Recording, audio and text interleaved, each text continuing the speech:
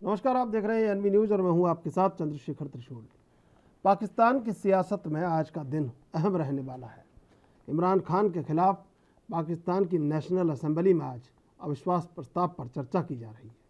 पाकिस्तान की विपक्षी पार्टियों PMLN और PPP ने इमरान खान की सरकार के खिलाफ अविश्वास प्रस्ताव लाकर कहा है कि इमरान खान संसद में बहुमत खो चुके हैं और उन्हें तत्काल इस्तीफा देना होगा।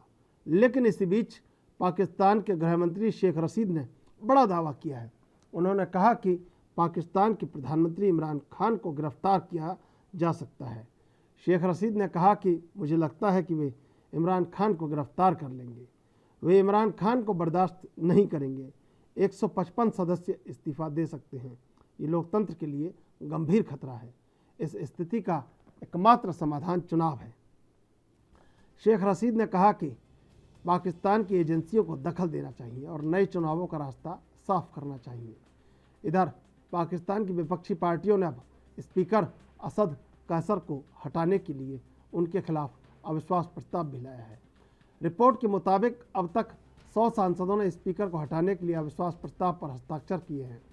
उधर अविश्वास प्रस्ताव पर वोटिंग से पहले PMLN की नेता मरियम नवाज ने बयान दिया है कि उन्होंने कहा कि महंगाई, अयोग्यता और घटिया सरकार से देश को मुक्ति दिलाने के लिए मुल्क को मुबारकबाद। इंशाअल्लाह अच्छे दिन आएंगे। बता दें कि पाकिस्तान में अविश्वास से पहले इमरान खान मीडिया से रूबरू हुए थे, जिसमें उन्होंने इस साजिश के पीछे विपक्षी दलों और अमेरिका का हाथ बताया था। लेकिन अब इमरान खान भी नेशनल असेंबली में अविश्वास प्रस्ताव का सामना करने के लिए तैयार हैं। उधर शहर में व्यवस्था बनाए रखने के लिए भारी मात्रा में पुलिस फोर्स और सेना तैनात की गई है। साथ ही जिला प्रशासन ने इस्लामाबाद में धारा 144 भी लागू कर दी है।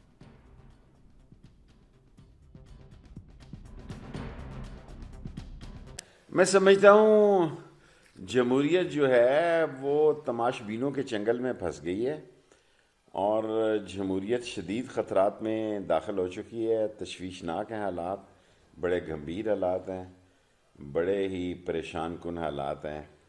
एक ही तरीका है कि कौम इलेक्शन में चली जाए और ये लड़ाई झगड़े होंगे, लोग गिरफ़्तार होंगे। ये जब इमरान खान निकलेगा तो उसको ये गिरफ़्तार करेंगे और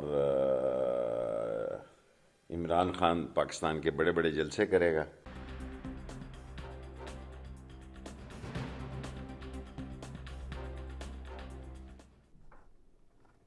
और इमरान की सरकार पर आज चर्चा होगी। हमारे साथ इस समय मेहमान मौजूद हैं अनिल गौड़, रक्षा विशेषज्ञ। अनिल गौड़ जी, स्वागत आपका एनबी न्यूज़ पर। अनिल गौड़ जी, कैसे देखते हैं कि अब कहीं ना कहीं सेना हावी होती जा रही है और लोकतंत्र तो महज कहने भर को है पाकिस्तान में या दिखावे के लिए है। अंदर अंदर तो जो सेना चाहती है, जो एजेंसियां चाहती हैं, ISI, वही सब कुछ होता है। लेकिन अब क्या नया मोड़ इसमें आने वाला है, क्या लगता है आपको?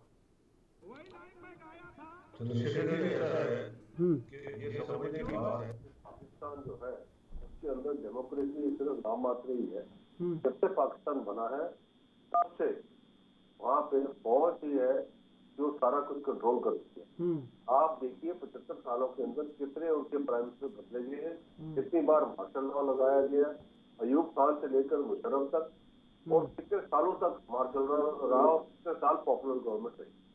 ये पॉपुलर गवर्नमेंट जो है ये सिर्फ नाम की होती है, ये तब तक ही होती है जब तक फौज जो है वो चाहे उस प्राइम मिनिस्टर को कुर्सी पे बैठना। जैसे वो प्राइम मिनिस्टर फौज के खिलाफ या उसके देशों के हिसाब से नहीं चले, और यही होता रहा है आज तक।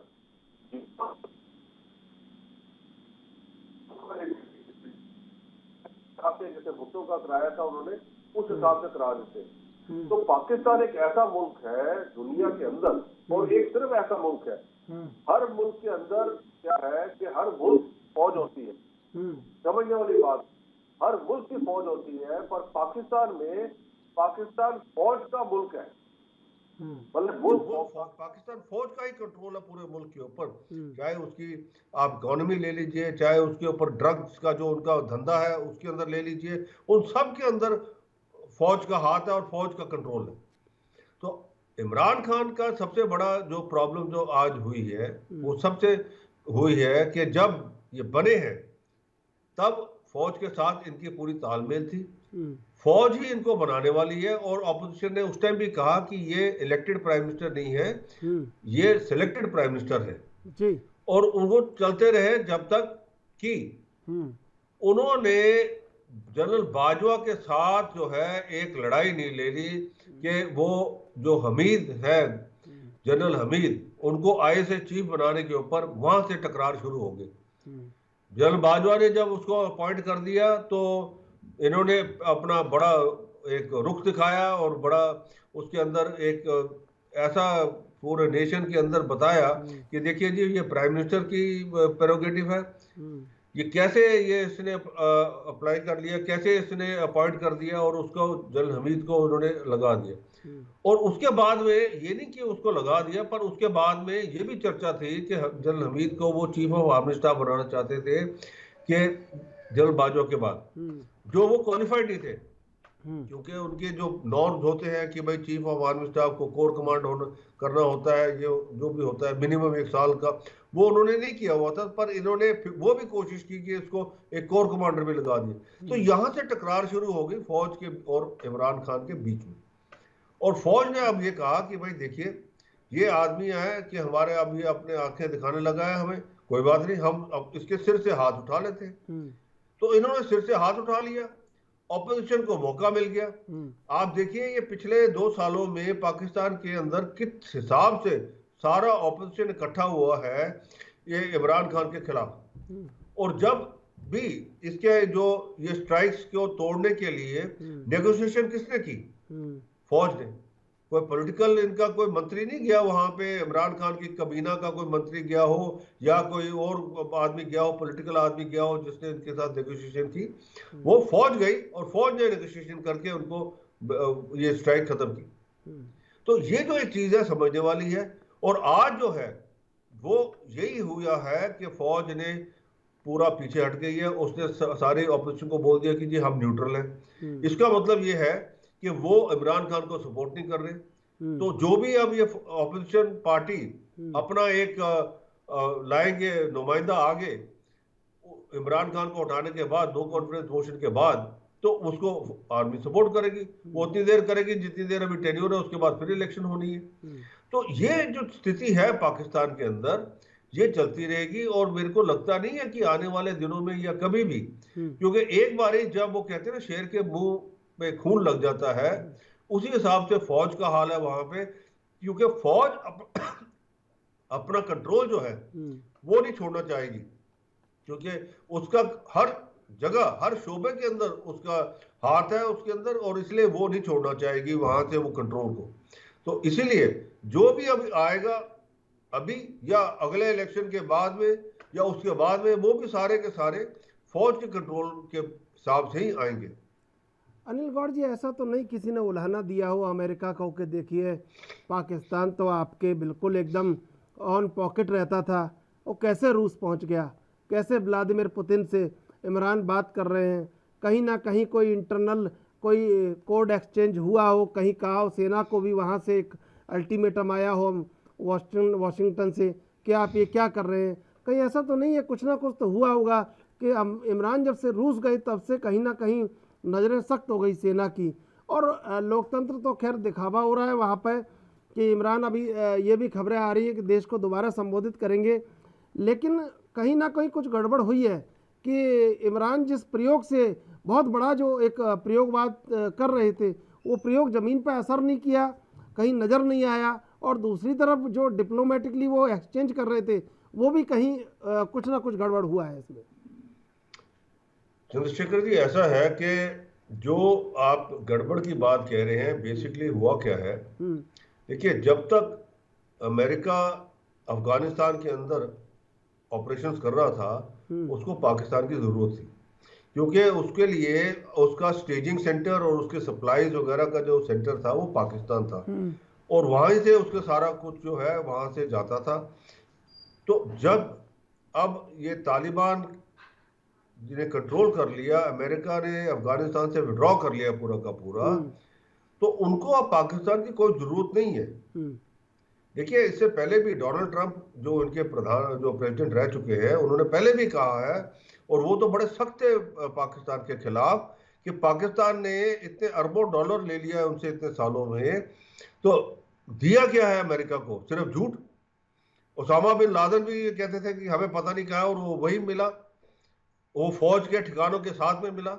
तो क्या ये कौन ये सोचेगा कि जी इनको पता नहीं था, ना इसकी फौज को पता था, ना इनके प्राइम मिनिस्टर को पता था कि वो कार्रवाई चल रही है नेशनल असेंबली में, और अब परिणाम आने वाला है। परिणाम के बाद क्या होगा, क्या लगता है, क्या क्या संभावना है? देखिए, परिणाम जो आएगा उसके अंदर अब 2-3 बातें हैं। सबसे पहले तो ये है कि क्या इमरान खान एक जो नो कॉन्फिडेंस मोशन है, ये इसके ऊपर वोटिंग भी होने देते हैं कि नहीं होने देते? क्योंकि अभी तक जो पता लग रहा है कि वहां पे अभी जो अभी प्राइम मिनिस्टर है, सॉरी इसके जो स्पीकर है जो इनके, और प्राइम मिनिस्टर इमरान खान, दोनों ही अभी असेंबली में नहीं पहुंचे हैं, और बाकी जो है सारे मेंबर जो है वो तो पहुंच गए हैं वहां। तो ये एक बहुत बड़ी चीज है कि ये दोनों क्यों नहीं पहुंचे के अंदर। और दूसरा ये भी कहा जा रहा है कि जो इमरान खान है वो अपना मीडिया को, स्टेट मीडिया को संबोधित करेंगे। तो ये लगता कुछ है कि इनकी गेम प्लान जो है कुछ और तरीके की है। तो ये कोशिश कर रहे हैं कि इसके अंदर 25 मार्च, मेरे को समझ नहीं आया, अप्रैल होना चाहिए, 25 अप्रैल, 25 अप्रैल, पर उन्होंने तो 25 मार्च बोला। 25 मार्च बोला, हमने भी 25 मार्च सुना।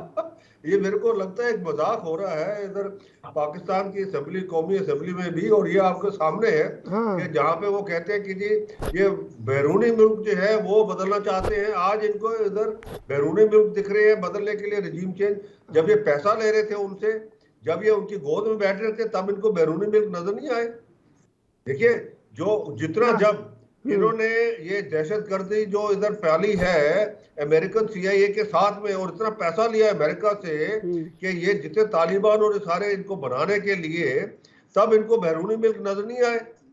आज इनको बैरूनी मुल्क नजर आ रहे हैं कि जी वो कह रहे हैं कि रिजीम चेंज करो।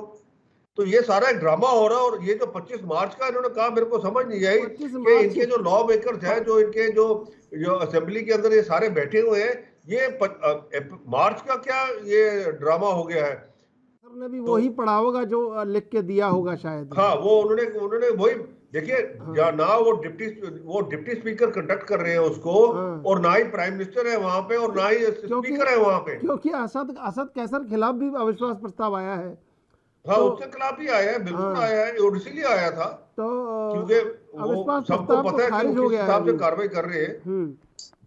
तो ये जो चीज है, ये एक सीधा एक मखौल है, और दिख रहा है कि ये क्या चीज हो रही है। तो अनिल जी, अगर इस तरह बिल्कुल एकदम अब लिखने और पढ़ने की भी चूक सामने आ रही है, और जो तारीख चली गई है उस पर भी। चंद्रशेखर जी, एक छोटी सी बात, मेरे को लगता है वो जो पिछला इन्होंने दिखाया था वो रिकॉर्डिंग थी, क्योंकि अब लाइव दिखा रहे हैं ये। शायद अब लाइव आ रहा है इस पर, अब लाइव आना शुरू हो रहा है। तो मेरे को लगता है वो पिछली रिकॉर्डिंग दिखा रहे हैं, रिकॉर्डिंग शायद दिखा रहे हैं। बिल्कुल, ये अब शायद इमरान खान की तस्वीरें, शायद अभी इमरान खान पहुंचे नहीं है वहां पर। नहीं, ना इमरान खान है और ना ही स्पीकर है। लेकिन अब क्या लगता है कि ये जो इतना बड़ा अब फैला दिया है ये इन्होंने, तो ये अभी सिमटेगा कैसे पाकिस्तान में?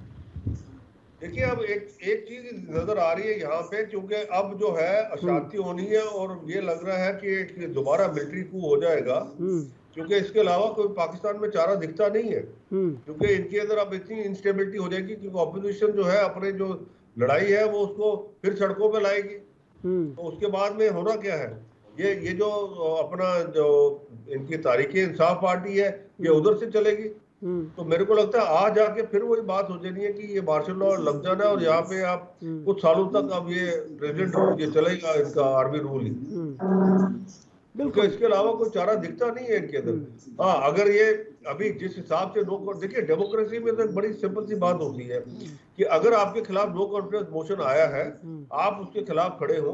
अब इनके पास, इमरान खान के पास पैर ही नहीं है खड़े होने के लिए, क्योंकि इनके अपने लोग जो है वो चले गए हैं, अपनी पार्टी के चले गए हैं, और साथ में इनके जो सहयोगी थे वो FQM वाले वो भी चले गए हैं। तो जब उनके पास नंबर नहीं है तो उनको पता है मेरे पास नंबर नहीं है, इसलिए बार-बार शेख कैसर ने, लेकिन 25 अप्रैल तक स्थगित हुई है कार्रवाई।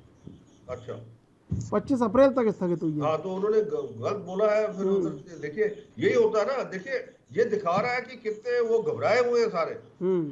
इवन जो डिप्टी स्पीकर जो बोल रहा है वो क्या बोल रहा है उसको ये नहीं समझ आ रहा मैं क्या बोल रहा हूँ। जुबान साथ नहीं दे रही है, और कहीं ना कहीं पीछे से दबाव भी बहुत है कि आखिर क्या होगा। वहाँ पर ऐसा नहीं है ना, प्रधानमंत्री अगर पोस्ट से हटते हैं तो कुछ भी हो सकता है, उनका गिरफ्तारी भी हो सकती है और भी कुछ हो सकता है। देखिए गिरफ्तारी वगैरह तो जो है वो तो अब आगे चलेगी, सारे कार्रवाइयाँ जिस हिसाब से चलनी है चलती रहेंगी, उसमें कोई बात नहीं है। ये तो एक, मैं कहूँगा एक हाइप बना रहे हैं एक लोगों के आगे, जिस हिसाब से अमेरिका के अंदर जब ये अभी इलेक्शन हुए इनके उधर, और डोनाल्ड ट्रंप ने जो 4 अप्रैल को किया, वो उसी हिसाब से एक हाइप बना रहे हैं दिखाने के लिए कि देखिए जी हम। मुद्दे पर चर्चा के लिए हमारे साथ 2 मेहमान और जुड़ चुके हैं। सर्वेश्वर पाठक, राजनीतिक विश्लेषक, अनुराग तिवारी, राजनीतिक विश्लेषक, वरिष्ठ पत्रकार। मैं सबसे पहले सर्वेश्वर पाठक आपके पास आऊँगा। देखिए कुछ ना कुछ सेटिंग बैठ गई इमरान की, क्योंकि अगर प्रस्ताव खारिज हो गया और 25 अप्रैल तक लंबित हो गया है तो कहीं ना कहीं कुछ ना कुछ बैठा है मामला। और जो मान के चल रहे थे कि एकदम इमरान बिल्कुल कमज़ोर हो गए, वो कहीं अब लौट आए वापस। शेखर जी, सबसे पहले आपके सभी दर्शकों को नववर्ष की हार्दिक शुभकामनाएं और नवरात्रा की हार्दिक शुभकामनाएं आपको। देखिए, ये अभी कहना कि इमरान खान की गवर्नमेंट बच गई या उस संकट से वापस हो गए, उतना बहुत जल्दी होगा। देखिए 25 तक स्थगित की गई है, उसके बाद फिर से सदन आएगा।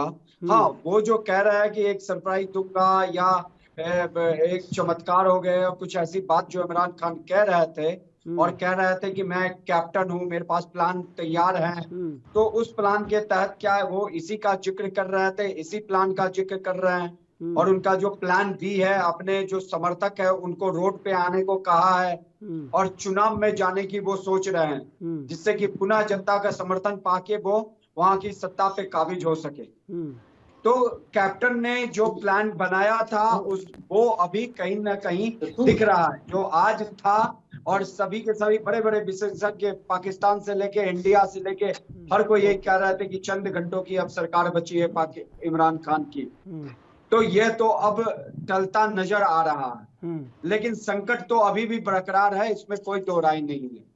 क्योंकि संख्या बल देख लीजिए, जो एक डिप्लोमेसी मतलब जो गुडविल डिनर की बात हुई और उसमें लोग आए, उसमें भी उनकी बहुत संख्या नहीं आ पाई। तो वो वहां पे भी संख्या बल से पिछड़े हुए थे।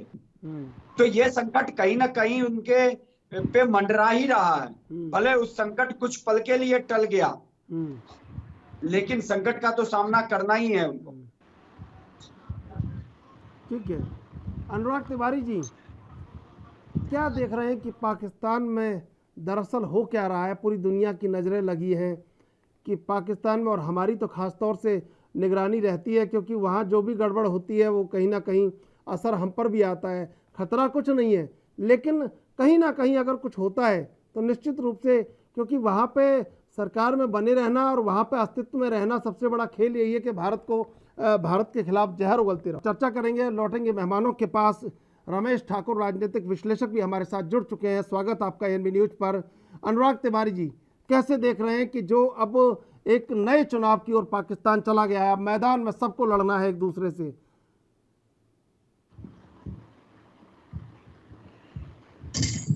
देखिए, इस चीज की शुरुआत तो तभी हो गई थी जब अविश्वास प्रस्ताव आने की सुगबुगाहट पाकिस्तान में शुरू हुई थी, और इमरान खान को भी इस चीज का आभास था काफी हद तक कि नंबर्स उनके पास नहीं है, और नंबर जब नहीं होते हैं तो आपको कई चीज़ें कई टेक्निक्स अपनानी पड़ती हैं कि आप अपनी सरकार को बचा सको, एटलीस्ट जो इज्जत है उस चीज़ को बचाया जा सके। दूसरी तरफ हम अगर देखें तो जो सेना जो प्रमुख एक दबदबा रखती है पूरे देश में, पाकिस्तानी सेना इमरान खान के खिलाफ हो गई थी। उस चीज को लेकर जो इमरान खान का पक्ष था वो बहुत कमजोर था। जो दो मुद्दों के साथ इमरान खान 2018 के चुनाव में आए थे, उसका जो दो मुद्दा था सबसे प्रमुख वो था भ्रष्टाचार और आप अपनी अर्थव्यवस्था को पटरी पे लाएंगे। ये दो मुद्दे थे और मुझे लगता है कि इन दोनों मुद्दों पे ही इमरान खान बहुत गजब तरीके से फेल हुए थे। और एक और तीसरा परेशानी जो पाकिस्तान में आई वो है महंगाई की। अगर आप कंपेयर करें इन 2-3 सालों में जहां भारत की महंगाई दर 7 से 8% के बीच में थी, वहीं पाकिस्तान की महंगाई दर 23 से 30% के बीच में थी। तो इन 3-4 चीजों को लेकर विपक्ष इतना हमलावर हो गया था कि इमरान खान के पास बचाव का कोई रास्ता नहीं बचा था। और मुझे लगता है कि अभी जो कदम उन्होंने एक बचाव का रास्ता का कदम कि संसद को स्थगित करके और थोड़ा सा अपने पास समय ले लेना, वो मुझे लगता है कि एक मास्टर स्ट्रोक है। इस बीच में वो कई चीजें कर सकते हैं। इस बीच में अगर वो चाहें तो अपने जो पुरानी पार्टियां हैं जो उनका साथ छोड़ के चली गई हैं उनको मनाने का काम कर सकते हैं, या फिर इन बीच में वो चुनाव की पूर्व तैयारी कर सकते हैं। जब उन्होंने डिसाइड कर लिया है और उनको एक आभास हो गया है तो मुझे लग रहा है कि उस चीज़ों की तैयारी अभी से शुरू कर देंगे। और ये जो 20 दिन का समय मिला है वो गोल्डन टाइम उनके लिए माना जा रहा है। ठीक है। रमेश ठाकुर जी, कैसे देखते हैं इमरान खान ने पैंतरा चल दिया है, विपक्ष सारी तैयारी करके कहीं जो जुटा था विफल हो गया है? देखिए त्रिशूल जी, मुझे लग रहा है ये अपने कामयाब हो गए हैं अपने जो मंसूबे में। कुछ दिन के लिए अपनी जान फिर बचा ली है, लेकिन मुझे लग रहा है जब चुनाव में जाएंगे तो शायद वहां ये मुक्की खाएंगे। क्योंकि जिस तरीके से चीजें हुई, जिस तरीके से पूरा एपिसोड चला, ये तो आप कह सकते हो जो विपक्ष ने जिस तरीके से तोड़ जोड़ और खरीद फरोख्त जो उन्होंने करी थी, आंकड़ा इन्होंने पूरा करा था बहुमत का। और ये बिल्कुल सही बात है जो उन्होंने आरोप लगाए थे, विदेशी साजिश हुई है और सांसदों को तोड़ने के लिए पैसा पानी की तरह बहा गया है, ये हुआ है बीते 4-5 दिनों में। लेकिन मुझे लग रहा है कि बड़े खिलाड़ी साबित हुए यहाँ पे। क्रिकेट के तो बड़े खिलाड़ी थे ही, आज वो सियासत के भी एक बड़े खिलाड़ी और वो चतुर खिलाड़ी साबित हुए। विपक्ष की जितनी भी कोशिशें थी, जितनी भी सारी की सारी धरी रह गई। अभी चुनाव में देखो, चुनाव में जाना और असेंबली को भंग करवाना, मुझे लग रहा है ये इमरान खान के पास में अंतिम विकल्प था जिसका उन्होंने आज इस्तेमाल करा। ये अगर आज अविश्वास प्रस्ताव पे अगर वोटिंग हो जाती तो आपको पता है कि जो नंबर गेम था वो उनके पक्ष में नहीं होता। 177-78 के करीब में जो मेंबर ऑफ पार्लियामेंट है वो विपक्ष के पास थे। इनके पास कुल जमा 140-142 सीटें थी इनके पास। तो उसमें भी अभी जो असेंबली में आज इनकी वोटिंग होनी थी तो 22 सांसद इनके पीटीआई के वो ही मुश्किल से वहां पे पहुंचे थे। इनके अपने 133 सांसद है, वो कहाँ है? ये सब चीज को देखते हुए उन्होंने एंड में इन्होंने फैसला लिया। मुझे लग रहा है ये एंड में फैसला नहीं लिया, ये 3-4 दिन पहले इन्होंने मन बना लिया था कि अभी कुछ नहीं बोलना है, अभी जनता को बरगलाना है, जनता के बीच में जाना, जनता की सहानुभूति लेनी है। लेकिन अविश्वास प्रस्ताव का 3 तारीख को जैसे मौका आएगा, एंड टाइम पे हम लोग अपने पत्ते खोलेंगे, ये कहेंगे कि हम लोग चुनाव में जाना चाह रहे हैं, असेंबली को भंग करवाना चाह रहे हैं। ये चीजें हुई हैं। आपके चैनल पे भी कल परसों ये बात हो रही थी, तो मैंने बोला था कि एंड टाइम में देखिएगा यही होगा। जब चुनाव का, जब अविश्वास प्रस्ताव का जैसे मौका आएगा तो ये कोई ना कोई ऐसा ड्रामा रचेंगे, उससे बचने की कोशिश करेंगे। बचने का आखिरी विकल्प यही था कि उनसे बच जाए, कुछ दिन के लिए अपने आप को पूर्व प्रधानमंत्री का जो तबका है वो ना लिखवाएं, प्रधानमंत्री ही बने रहे। तो मुझे लग रहा है जिस तरीके से उन्होंने कहा कि जनता को तैयार हो जाना चाहिए चुनाव के लिए, चुनाव जनता तो बेचारी वैसी तैयार है। आप मध्यावधि चुनाव में जा रहे हैं, उनके ऊपर और खर्चे डाल रहे हो और उनके ऊपर बर्डन डाल रहे हो, तो मुझे लग रहा है जनता ही इसमें पिसेगी और कोई नहीं पिसेगा। ठीक है। अनिल गौड़ जी, कैसे देखते हैं पूर्व निर्धारित स्क्रिप्ट की बात कही जा रही है, तो क्या सिंपैथी गेन कर पाएंगे? देखिए चंद्रशेखर जी, इसने इमरान खान ने इतने दिनों से यही कोशिश की है कि नेशनल टीवी पे आके बार बार जो लोगों के आगे एक मनगढ़ंत कहानियां, और उन्होंने उसने अपोजिशन लीडर्स को चोर और उनको गद्दार और पता नहीं क्या क्या लफ्ज इस्तेमाल किए हैं उनके लिए, तो वो इसीलिए किए हैं ताकि जो जनता है वो उसके अंदर एक सिंपैथी वेव हो। पर उनको ये समझ नहीं आ रही कि देखिए, जब पार्टी को भी जिताने के लिए कौन थे, इनकी पार्टी को जिताने के लिए भी फौज थी। और ये तो सारा जो पोलिंग हुई है, जो इनकी पार्टी में भी जो पोलिंग जब हुई है, उसके अंदर फौज ने उनके उधर से सीटें के लिए पोल किए हैं, उनके लिए उनके पोलिंग बूथ के अंदर उसके मदद की है। तो ये इनको समझ नहीं आ रहा। ये सोच रहे हैं कि आज मैं जनता के पास जाऊंगा तो जनता मेरे को कर देगी। इनको अभी तक ये, क्योंकि देखिए इमरान खान में सबसे बड़ी प्रॉब्लम है उसकी इनकी ईगो की। ये शुरू से इसके अंदर एक ईगो रही है, क्योंकि एक जो प्ले बॉय इमेज थी, जब बचपन से ही आपने देखा किस हिसाब से ये रहे हैं, तो ये इनके अंदर हमेशा ये रहा है एक वो ईगो जो मैं कर सकता हूँ, वो मैं जो है ना इनके अंदर, वो अभी तक खत्म नहीं हुई। आज भी आप देखे उन्होंने जो पहले का तय था कि ठीक है जी हम तो क्या करेंगे, क्योंकि तभी कह रहे थे ना सरप्राइज देंगे। अब आप देख लीजिए, एक नो कॉन्फिडेंस मोशन आता है पार्लियामेंट के अंदर, उसके अंदर स्पीकर भी एब्सेंट है और जो प्राइम मिनिस्टर है वो भी एब्सेंट है, जिसके खिलाफ नो कॉन्फिडेंस मोशन है।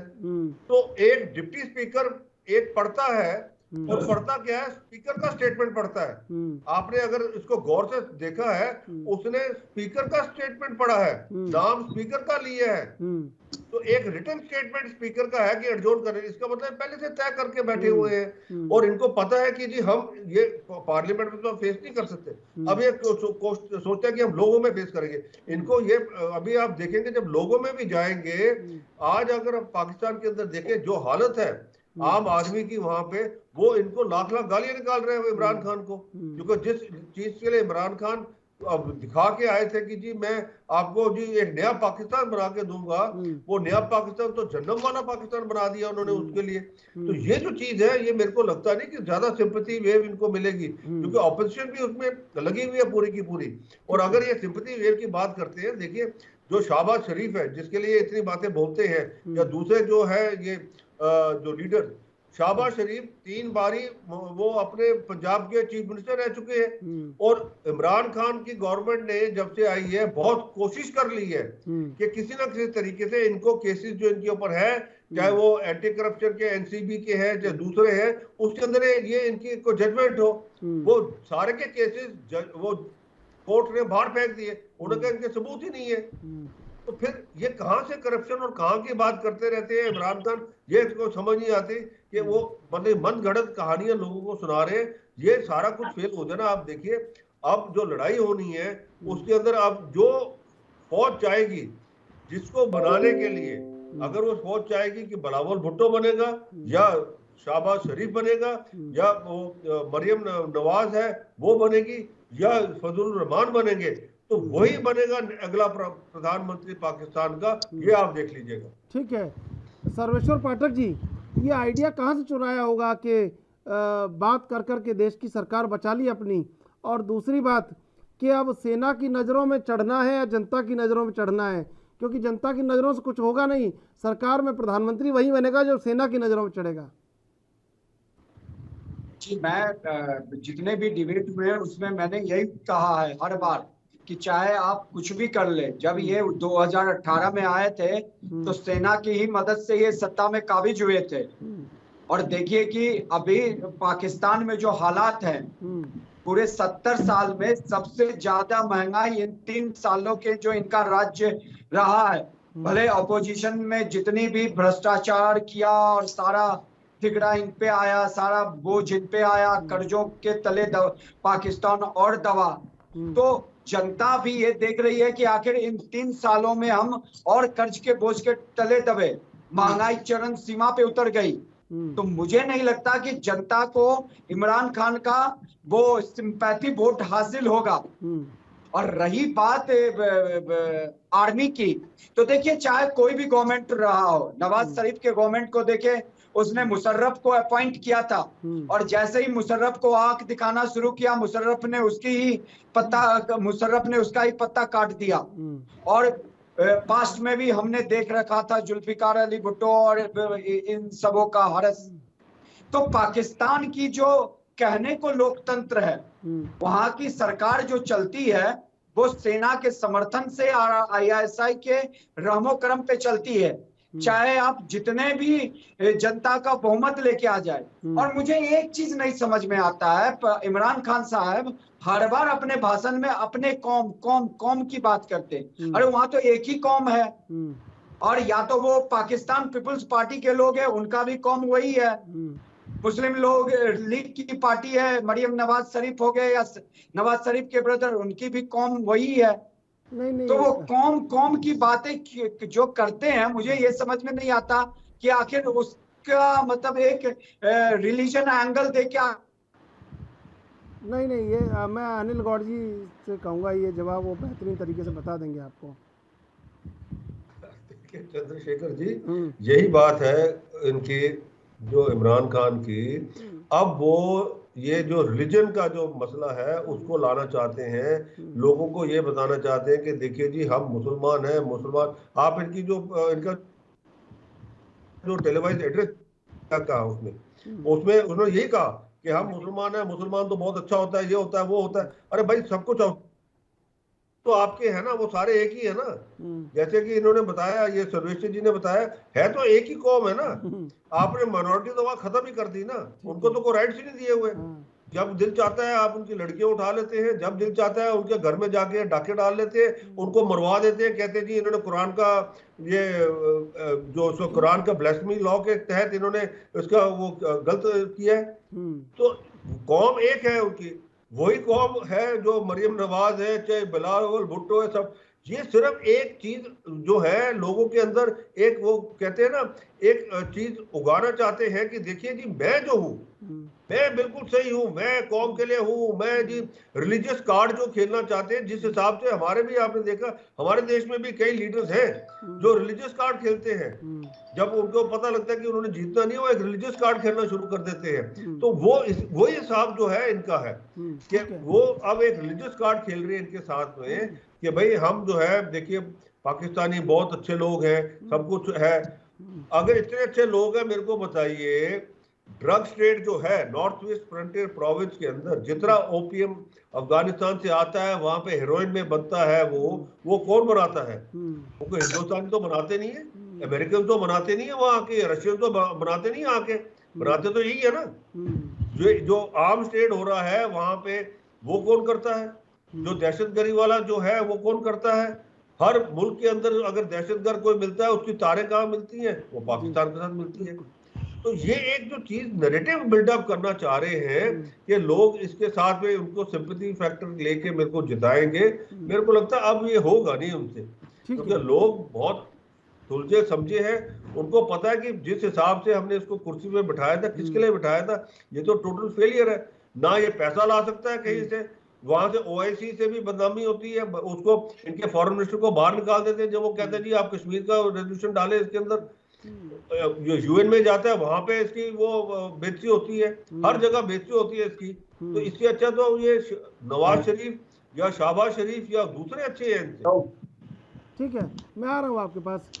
अनुराग तिवारी जी, कैसे देखते हैं, नई सरकार का गठन होगा और चुनाव होंगे, और ऐसा ना हो कि भारत का जिक्र ना आए? भारत का जरूर जिक्र आएगा।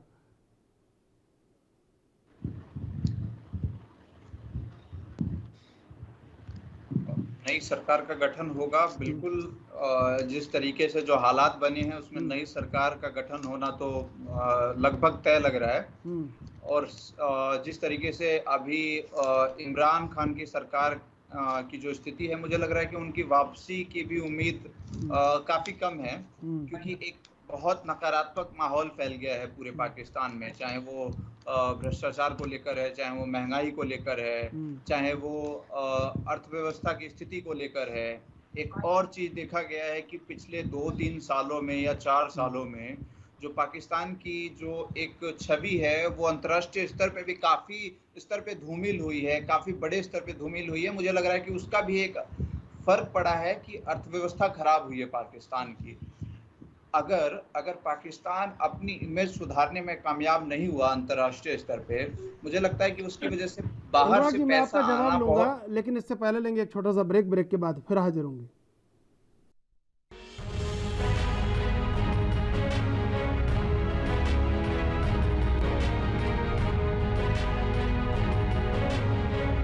देखिए अब ये नया पैंतरा भी सामने आ गया है कि विपक्ष धरने पर बैठ गया है।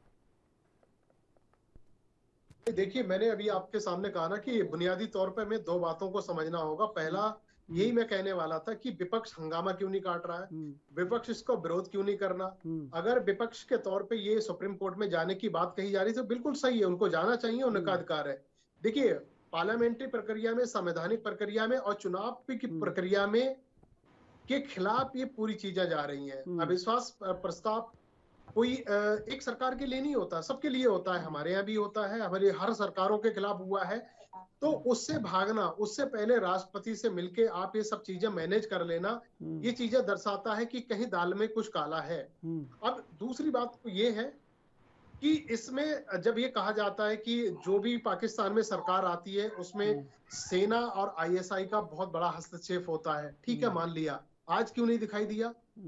जब 3 दिन से इमरान खान फौज के खिलाफ, आईएस के खिलाफ जब बोलते आ रहे हैं, तो आज जिस तरीके से प्रस्ताव के लिए एक पूरा एक टेबल सज चुकी थी और जितने भी अपोजिशन के लीडर थे वो भी पहुंच चुके थे। इवन पीटीआई के जो 133 उनके मेंबर ऑफ पार्लियामेंट है उसमें सिर्फ 22 पहुंचे। जो नहीं पहुंचे इसका मतलब ये है वो सारे विपक्ष के पक्ष में थे।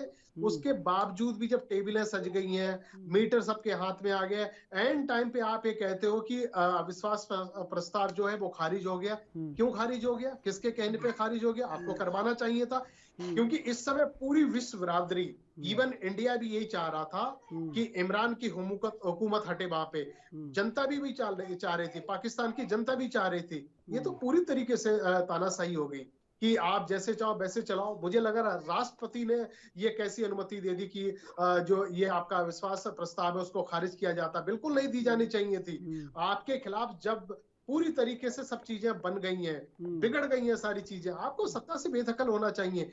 चुनाव प्रक्रिया कराना, चुनाव में जाना, किसी भी तरीके से चलो आपने हथकंडे अपनाए, चुनाव होना कोई आसान बात नहीं है। चुनाव करवाना बहुत आज की डेट में बहुत जटिल प्रक्रिया हो गई है, उसमें खर्चा बहुत होता है। भारत के मुकाबले जहां भारत की एक जो महंगाई की दर है जो 7-8% से लेके आपके 23-24% तक चली जाएगी, उसके बाद भी जो चुनाव अगर होता है तो आप समझ लीजिए कि स्थिति पाकिस्तान की क्या होने वाली है। आयात निर्यात के जो साधन होने चाहिए थे पाकिस्तान के, चाहे इस्लामिक कंट्रियों में हम लोग अमूमन प्याज, टमाटर और खरबूजे, तरबूज वगैरह ये मंगाया करते थे पाकिस्तान से, सालों से ट्रेड होता आया है। वो भी हम लोगों ने 3-4 साल से मंगाना कम कर दिया है। अब उसके बाद में आपके पास बचता क्या? जो रेवेन्यू जो जहां से आप जनरेट कर सकते हो वो चीजें आपके पास बची नहीं है। उसके बाद में आप अपनी खाला की सीट मान के कि नई सीट से हम चिपके रहेंगे, यहाँ से नहीं जाएंगे, तो ये तो मुझे लग रहा है लोकतांत्रिक प्रक्रिया में ये चीजें होनी नहीं चाहिए। ये बहुत अटपटा फैसला है, इस पे कोई भी हामी नहीं भरेगा। मुझे लग रहा है ये पूरी प्रक्रिया में चाहे डिप्टी स्पीकर उनके हों, काजमी साहब, चाहे राष्ट्रपति हो, सारे के सारे इन्वॉल्व हैं। पूरी जनता को इन्होंने रोड पे लाके खड़ा कर दिया है, जनता को मरने के लिए छोड़ दिया है। सुप्रीम कोर्ट में अगर पीपी जा रही है, बिलावल भुट्टो अगर जा रहे हैं पूरे अपने दमखम के साथ में, मुझे लग रहा है ये बहुत अच्छा फैसला है और सुप्रीम कोर्ट में तुरंत ही हेयरिंग होनी चाहिए और अविश्वास प्रस्ताव को एक खुले मंच पे जो सुप्रीम कोर्ट की निगरानी में मुझे लग रहा होना चाहिए। जी ठीक है अनिल गौड़ जी, देखिए कहीं ना कहीं कोई दाव चल दिया है इमरान ने, लेकिन अब सबसे बड़ी बात कि ऐसी स्क्रिप्ट लिखी गई कि विपक्ष बिल्कुल बौना साबित हो गया। जो विपक्ष कहीं ना कहीं दम भर रहा था अब तक, वो एकदम धराशायी हो गया। अब वो तिलमिलाया हुआ है, विपक्ष के सांसद धरने पे बैठे हुए हैं। तो क्या लगता है कि अब उनके पास क्या रह गया है विपक्ष के पास? चंद्रशेखर जी, वो जो बात है विपक्ष के पास जो सुप्रीम कोर्ट जाने की, वो ही है उनके पास अब, क्योंकि और तो कुछ कर नहीं सकते, यहाँ जोर आजमाई तो कर नहीं सकते आप। तो डेमोक्रेटिक सिस्टम में तो यही है कि एक डेमोक्रेटिक सिस्टम में स्पीकर और जो डिप्टी स्पीकर जो भी कुर्सी पे बैठा होता है उसका एक फर्ज होता है कि वो उसके हिसाब से चले। अब आप यहाँ देखिए, एक गवर्नमेंट जिसके खिलाफ नो कॉन्फिडेंस मोशन पेश हुआ है, आपने पहले एक्सेप्ट कर लिया, उसके बाद एक्सेप्ट करने के बाद आपने एक तारीख दी, फिर उस तारीख को फिर बढ़ाया और फिर जब सेशन होता है तो आप उसके ऊपर बिना चर्चा किए हुए ही उसको खारिज कर देते हैं। कहते हैं जी ये विदेशी ताकतों। अरे भाई, आपके जो सांसद हैं, जो आपके मेंबर्स ऑफ नेशनल असेंबली हैं, वो भी तो इलेक्टेड हैं। उनको लोगों ने, आप ही के लोगों ने चुना है। आपको भी तो उसी लोगों ने चुना है। तो आप ऐसा डिसीजन कैसे ले सकते हैं? तो ये तो सरासर एक वो हो गया कि वो कहते हैं जिसकी लाठी उसकी भैंस। स्पीकर मेरा है तो ठीक है, मेरे हिसाब से चलेगा वो। ये तो हर जगह आपने देखा कि ये, अब मैं क्या कहूँ कि काफी जगह ऐसे है कि जहां जहां वो उनके स्पीकर होते हैं अपने मर्जी के, तो वो अपने हिसाब से चलाते हैं। ये तो एक कौमी असेंबली के अंदर, एक पाकिस्तान नेशनल असेंबली के अंदर ऐसी बात, मैं कहूँगा ये तो बहुत शर्मनाक बात है। और ये क्या अपने आप को अपने फिर टीवी के ऊपर आके कहते हैं जी आज बहुत अच्छा दिन हुआ, देखिए जी बड़ा कुछ संकट टल गया। संकट किसका था? संकट तो आपकी कुर्सी का था, पाकिस्तान का थोड़ा था, बल्कि आपकी कुर्सी का था। आपने अपनी कुर्सी बचाने के लिए पाकिस्तान के ऊपर इतना बड़ा संकट डाल दिया जी। अब अगर इलेक्शन होती है, जो जैसे क्या इलेक्शन के ऊपर खर्चा कम होगा? वो खर्चा कहां से आएगा? आपके पास वैसे पैसे नहीं है, तो आपने अपने देश को और एक जगह ढकेल दिया अंदर। फिर जब इलेक्शन होगी, आपको क्या इसके अंदर पता है कि जी आप जीत के आएंगे, कि आपके पास इतनी संख्या होगी कि आप गवर्नमेंट बना लेंगे, आपके पास मेजोरिटी होगी?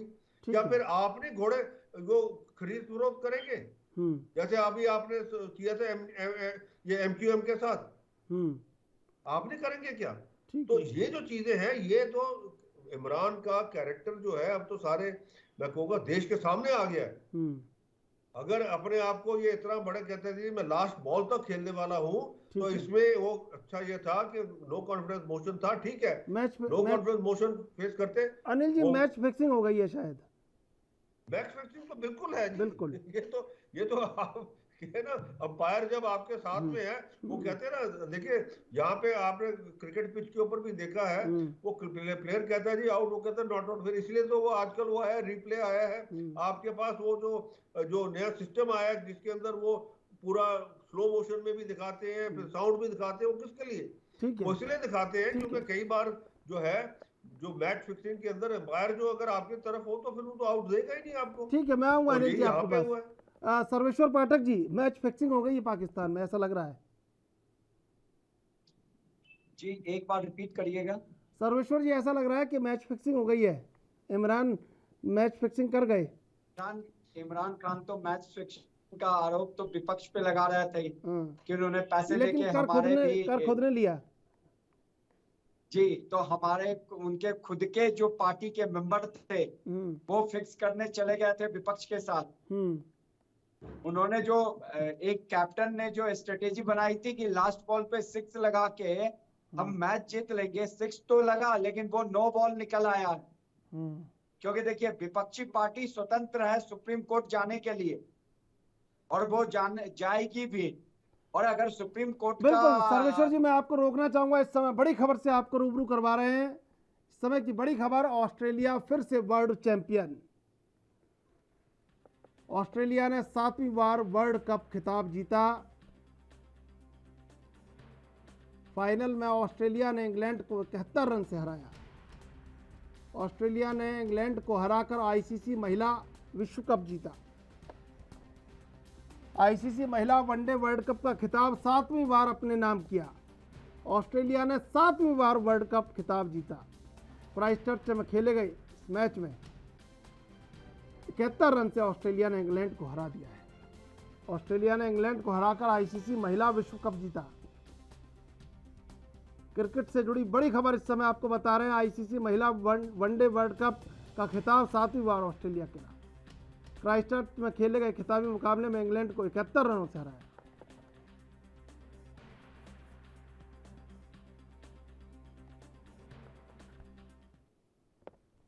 तो सर्वेश्वर जी, कहीं ना कहीं मैच फिक्सिंग का आरोप विपक्ष पे लगा रहे थे, लेकिन कर खुद ने लिया मैच फिक्स।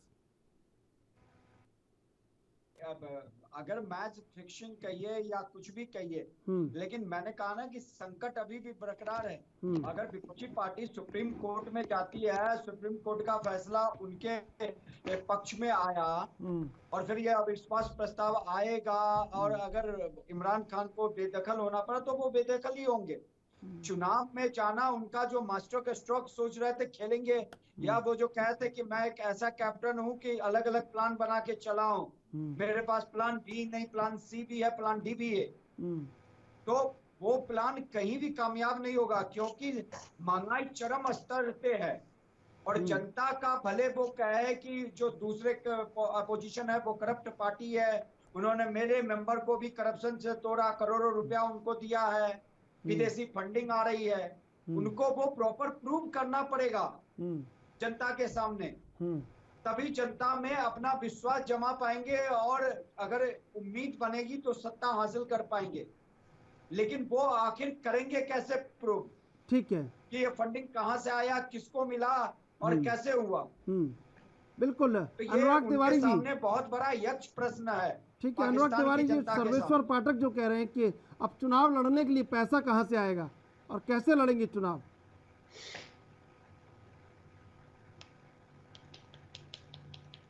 अनुराग जी आवाज आ रही है आपको मेरी? चलिए रमेश ठाकुर जी, कैसे आएगा पैसा? नहीं देखिए, चुनाव में पैसा कहाँ से आता है ये तो सरकार किसी ना किसी तरीके से मैनेज कर ही लेती है, लेकिन उसमें ये नहीं सोचा जाता उस पैसा जहां से हम जनरेट करेंगे वहां से जनता कितनी परेशान होगी है, उनको कोई मतलब नहीं होता है। देखो, मैं पहले भी मैंने कहा कि अगर सरकार चली भी जाती है तो नेताओं के जो लग्जीरियस लाइफ है वो कम नहीं होती, वो वैसी ही रहती, चाहे विपक्ष में रहे चाहे सीट पे बैठे, कोई उनको फर्क नहीं पड़ता है जी। लेकिन अब 3 महीने का टाइम है, 3 महीने के अंदर चुनाव होने हैं, 30 जून तक इनको चुनाव को संपन्न करवाना है, लेकिन जो ड्रामेबाजी शुरू हो गई है और अभी खबर आई है कि लंदन के अंदर पूर्व प्रधानमंत्री नवाज शरीफ के ऊपर हमला हुआ है, उनके गार्ड को काफी चोटिल हुए हैं और सीधे तौर पे पीटीआई के लोगों के ऊपर एक आरोप लगाया गया है। तो मुझे लग रहा है पाकिस्तान अब बॉर्डर से को छोड़ के अंदर खाने ही बहुत रक्त रंजित होने वाला है और कुछ ऐसी अनएक्सपेक्टेड चीजें होने वाली हैं जो शायद हम लोगों को कल्पनाओं से भी बड़ी दूर थी।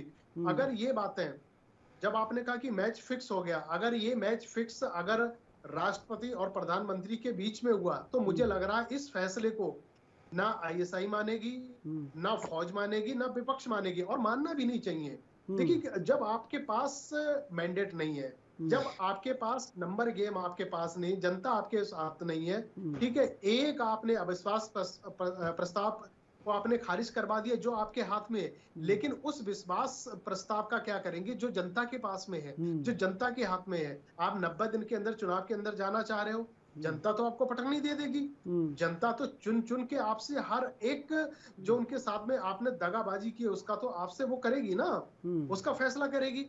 देखिए, मैं ये कहना चाह रहा हूँ कि पाकिस्तान में जो हुकूमत चल रही है, इमरान खान, हमें भी बड़ी उम्मीदें थी, भारत सरकार को बहुत उम्मीदें थी। जब 2018 में जब आए थे, उन्होंने कहा था कि मैं नया पाकिस्तान बनाऊंगा, तो ये लग रहा था कि इंडिया के परिप्रेक्ष्य में कुछ चीजें जो है, जो कन्फ्लिक्ट है बहुत सालों से, उसको सुधारेंगे, उनको हटाएंगे। संसद को भंग कर दिया है पाकिस्तान में रमेश ठाकुर जी, ये तो होना ही था। ताजा खबर पाकिस्तान से आ रही है इस समय। अनिल गौड़ जी, देखिए रमेश ठाकुर ने एक बात कही, बड़ी ये बात समझने लायक है कि अगर राष्ट्रपति और प्रधानमंत्री ने मिलकर मैच फिक्स किया है और सेना को भरोसे में नहीं लिया है एसआई को, तो कहीं ना कहीं कुछ और देखने को मिल सकता है। बिल्कुल, मैंने पहले भी कहा आपको कि एक विकल्प ये भी है कि अब मार्शल लॉ भी लग सकता है वहां पर। उसमें एक देखिए चंद्रशेखर जी, एक चीज सोचने वाली है कि फौज अभी इस मौके पे मार्शल लॉ की तरफ नहीं जाएगी, क्योंकि जो स्थिति है पाकिस्तान की दुनिया के अंदर वो ऐसे है कि अगर मार्शल लॉ लगा देते हैं वो, तो जो थोड़ा बहुत उनको एड आना है, अभी एक आईएमएफ की उनको ट्रांश और भी मिलनी है कोई 1.5 बिलियन डॉलर्स की, वो बंद हो जाएगी। बाकी देश जो है जो उनको देने के लिए, मदद देने के लिए है, जो लोन वगैरह देने के लिए है, वो भी बंद हो जाएंगे। तो वो एक साथ में पाकिस्तान को जो एड के अलावा और भी जो बातें हैं वो सारे उसके अंदर वो एक रुकावट आ जाएगी। तो इसीलिए मेरे को लगता नहीं है कि बाजवा साहब अब चाहेंगे कि इस मौके पे वो इसके अंदर आके मार्शल लॉ करे। हाँ, जो विकल्प है इनके पास सुप्रीम कोर्ट का, अब वो देखना ये है कि सुप्रीम कोर्ट में अगर ये अर्जी आज देते हैं तो सुप्रीम कोर्ट इसको कब सुनता है, और जब सुनता है तो उसका डिसीजन क्या होता है। अगर सुप्रीम कोर्ट जो है ये सारा का सारा जो प्रक्रिया हुई है इसको अनकॉन्स्टिट्यूशनल डिक्लेयर कर देता है, तो फिर तो अगर जो कहते हैं ना जिसके अंदर थोड़ी सी गैरत भी होती है, तो इमरान खान को वैसे रिजाइन कर देना चाहिए कि भाई देखिए मेरे खिलाफ तो सुप्रीम कोर्ट का डिसीजन भी हो गया है। तो मेरे को लगता नहीं है ये जब सुप्रीम कोर्ट का भी डिसीजन आएगा तो इमरान खान उसमें रिजाइन करेंगे, फिर कहेंगे नहीं जी मैं असेंबली बुलाइए। लेकिन अब असेंबली तो भंग हो चुकी है ना, अब तो कोई सदन चलने का तो कोई सवाल ही नहीं उठता। ना असेंबली भंग हुई है, प्रेसिडेंट ने की है, सुप्रीम कोर्ट उसको रिस्टोर कर सकता है। अच्छा, देखिए कॉन्स्टिट्यूशन में क्या है कि अगर अनकॉन्स्टिट्यूशनल चीज हुई है कि भाई आपने एक कॉन्स्टिट्यूशनल चीज करके नो कॉन्फिडेंस मोशन, अगर इमरान खान यही चीज नो कॉन्फिडेंस मोशन पेश होने से पहले प्रेसिडेंट को सिफारिश देते कि जी आप असेंबली भंग कर दीजिए, फ्रेश सिलेक्शन कॉल कर लीजिए, वो ठीक था। पर जब वोटिंग के टाइम पे आपने अनकॉन्स्टिट्यूशनली बिना उसका वोट करने के आपने असेंबली प्रोरोग कर दी, आपने कर दी, और फिर उसके बाद में जो है इमरान खान वहां भेजते हैं जी आप प्रेसिडेंट को कि जी आप डिसॉल्व करके इलेक्शन कॉल कर लीजिए, वो मेरे ख्याल से अनकॉन्स्टिट्यूशनल तरीका है, जो मेरे को लगता है सुप्रीम कोर्ट इसको अपहोल्ड नहीं करेगा, इसके खिलाफ भी जजमेंट देगा। ठीक है, सर्वेश्वर पाठक जी, देखिए अनिल गौड़ जी कह रहे हैं कि वो रिजॉल्व कर सकता है सुप्रीम कोर्ट, लेकिन अब सबसे बड़ा पैंतरा कि 90 दिन तक प्रधानमंत्री कार्यवाहक प्रधानमंत्री बने रहेंगे इमरान, और असेंबली भंग हो चुकी है। सुप्रीम कोर्ट का फैसला कब आता है, अर्ली हियरिंग होती है, कब आता है, देर में आता है, ये सब अब बात की बात है। लेकिन इस समय जो गेम बिठाया है इमरान ने, उससे कहीं ना कहीं लग रहा है कि मशीनरी इमरान के पास रहेगी तो सरकार चुनाव लड़ने में कहीं ना कहीं मदद मिलेगी इमरान को।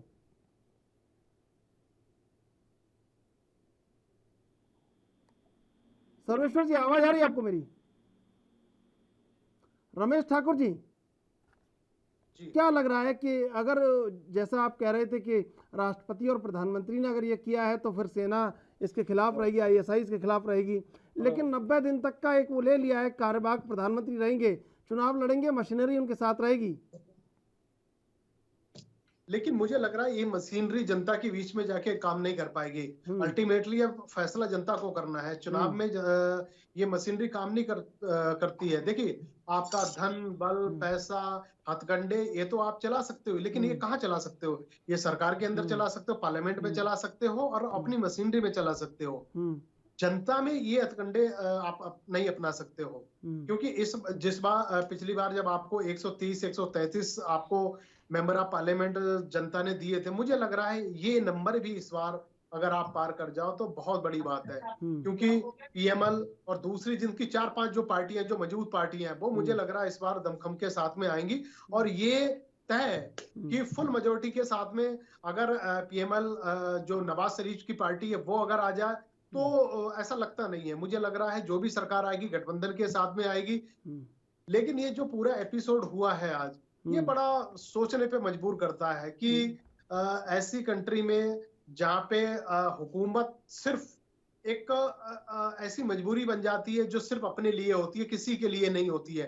तो मुझे लग रहा है ऐसी लोकतांत्रिक व्यवस्था का होना बिल्कुल बेकार है। ऐसी चीजों का होना मुझे लग रहा है कहीं भी आम जनता के लिए या फिर मुल्क के लिए या दूसरी व्यवस्थाओं के लिए मुझे लग रहा ठीक नहीं है। ये व्यवस्था बदलनी चाहिए। एक बदलने का एक बड़ा बहुत अच्छा मौका था इमरान खान के साथ में। उस समय बड़ा उम्मीद करके ये कहा था कि जो इमरान खान है वो सियासी जमात के लोग नहीं है, वो क्रिकेट खेल के आए हैं और क्रिकेट का बंदा होता है, बहुत समझदार होता है, कई चीजों को लेके चलता है। मुझे लग रहा है आज पाकिस्तान की जनता खुद को अपने आप को ठगी महसूस कर रही है। बिल्कुल। सर्वेश्वर पाठक जी, देखिए पाकिस्तान का जो लोकतंत्र है वो बेड़ियों में जकड़ा हुआ है, फिर ऐसे में चुनाव के मायने क्या है?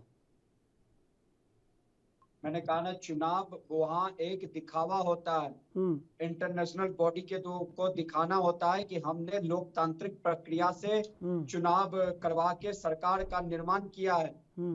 वो सेना और आईएसआई उसके सर्वे सर्वा होते हैं और उन्हीं की देखरेख में चलती है। दूसरी बात, जो इमरान खान ने जो ये उनको विश्वास है कि जनता हमें दे देगी, देखिए इनके काल में हमने जितने हिंदुओं पे अत्याचार, जितने सिखों पे अत्याचार, जितनी मंदिरें वहां तोड़ी गई, मेरी आयु इतनी हो गई है, उतने देखे या सुने नहीं थे न्यूज में। और वो जब आए थे तो उन्होंने कहा था कि हम जो माइनॉरिटी कम्युनिटी है पाकिस्तान में उनका बहुत देखभाल करेंगे, लेकिन वो बद से बदतर हो गए। जैसे वहां महंगाई अपने चरम सीमा पे पहुंची हुई है, उसी तरह वहां के जो अल्पसंख्यक है उनकी हालत नारकीय जीवन की तरह है। यंग लड़कियों को उठा के ले जाते हैं। हमने देखा था कि गुरुद्वारे के जो ग्रंथी होते हैं उनकी बेटी को उठा के ले गया था।